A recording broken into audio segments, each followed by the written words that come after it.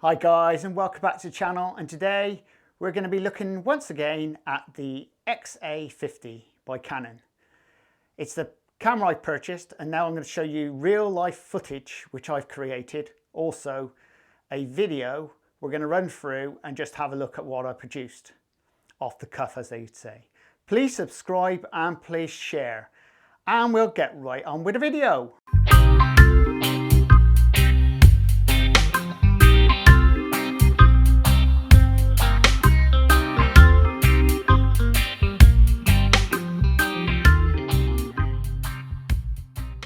First thing we're going to go through, guys, is the special scene mode. Now, interesting enough, the special scene mode is something you can just basically go through, press a button and play with it. Now, each one's got their own functions and they all do different things. Now, this is just a trial and error on my part, as I just got the camera and just started pressing the buttons to see what I could do. Then after a while, I decided just to have a look at the PDF of the camera and the settings, just out of curiosity to see what different things does, just to catch up into my head. Sometimes you have to look at a manual just in case, but it's a long list of different things inside this PDF. So it's a lot of things to run through. I will share the link below the video in the description so you can actually see the PDF. So if you're thinking about buying one, everything's great with it at the moment for me. The one downside, which I'm going to criticize it, not sure to do about, is when it's completely bright sun showing, you've got a problem with the menu. You can't see it. Now, this is just something that on a lot of cameras I found the same, even on my M50, when it gets really bright sunshine, I've got a job to see the screen. Now, whilst we're at it, I have done a number of scenes from it. Some I can't do for obvious reasons. It's not snowing. Very rarely see a sunset, and there's another one on there which is, oh, it's a beach scene. Well, I'm nowhere near a beach, so, but in saying that, that doesn't mean to say you have to use these functions for what they say. Just because it says a beach, that doesn't mean to say you need to lie on a beach. Because in one of my part of the video, I've done a portrait on my car, and I've just gone around my car filming in portrait mode, which absolutely it came out all right. I'm quite chuffed with that. So needless to say, you can all use these functions whatever you want. But going through those particular functions which are there, the P I've used on quite a regular basis. That's been a really good one. And also there's an AV, a TV function which I've used, but mainly I've kept it in manual and done everything manual. Once you switch the camera over onto automatic, you don't do nothing at all. The camera does everything for you. The only disadvantage with automatic is you can't do the 300 times zoom in and zoom out. So you are limited there. And other functions when you're in automatic, basically automatic takes over everything. So if you want to pick up and run with the camera, you can do. But preferably, I'd prefer to be in the P mode if you're running and walking. For some reason, it just works better with the stability. I'm finding that much easier in the P mode. There is, in that P mode, there is things you can alter in it. It's not limited, so you can still go back and add manual bits and pieces to it. And one main thing is your autofocus is there all the time, so you haven't got to worry too much about it. It does stay in autofocus quite well. Following the face around, it does that quite regularly as well. I'm really chuffed with the camera altogether. And this is only my first week. Now, there's a lot for me to learn. It is a learning curve, and you guys are going to be the same. If you get hold of this camera, you're going to learn it. You can read a manual through and through and through, but it's not until you get that camera in your hand and see what you can produce. At the moment, I've just done a few bits and pieces. I've not really gone to town, as I'm still picking up ideas in my head of where I want to put the camera. And also, as I do baking videos, I'm also like to see where I can situate the camera in the bakery where I can actually film from it. So there's obviously filming recipes, and also when I'm out and about doing my cars, heavily into the car scene and cleaning and stuff like that and detailing.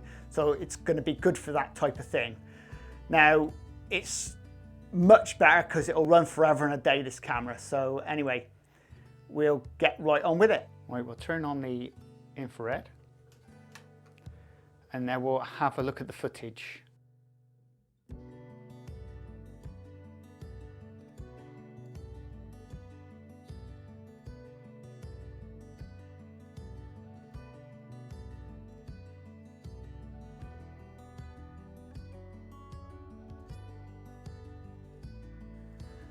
And now we'll go on to night mode.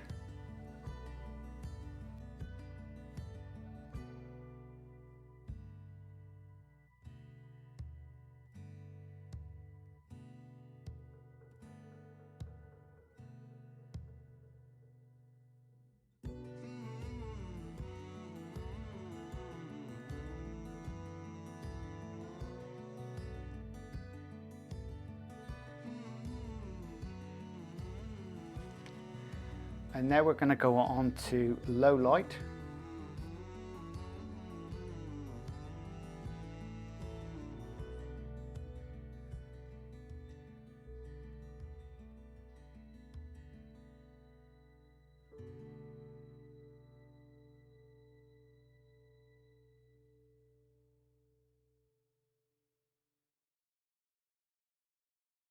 And now for the digital zoom, 300 times. First you want the movie menu and then you scan down to digital zoom and just press it and it's on or off. You can go off or on. For this we've gone on and then we come back out and then you can pick, I put it in a P mode. It worked better in that because it's automatic. Basically, most of it's automatic, so it keeps everything just right. And now we'll see the footage.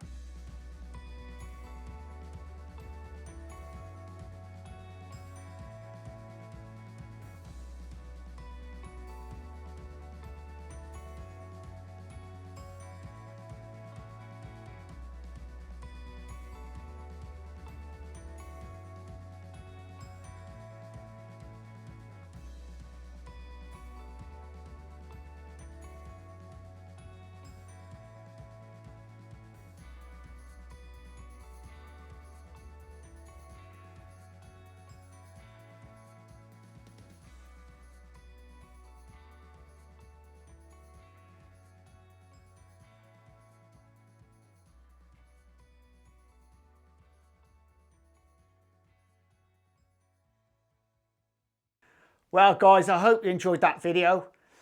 I know it's only short bits of footage, but I'm sure that this will help you along the way. If you've got any questions, pop them down in the comments below.